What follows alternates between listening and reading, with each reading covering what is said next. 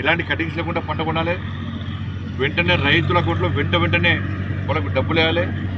మరి ఈ విషయంలో 2 లక్షల రుణమాఫీ రాష్ట్ర వ్యవసాయ శాఖ మంత్రి చెప్పినట్టు అందరికీ 2 లక్షల రుణమాఫీ ఇవ్వాలి.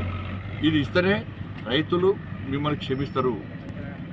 ఆ విషయాన్ని రాష్ట్ర ప్రభుత్వం గుర్తుపెట్టుకోవాలి. పోయినసారే 2,40,000 ఇళ్ళు తెలంగాణ రాష్ట్రానికి ఇచ్చిన మనం. అప్పుడు కేసీఆర్ ఒక్కరికి ఒక ఇల్లు ఇవ్వలేదు.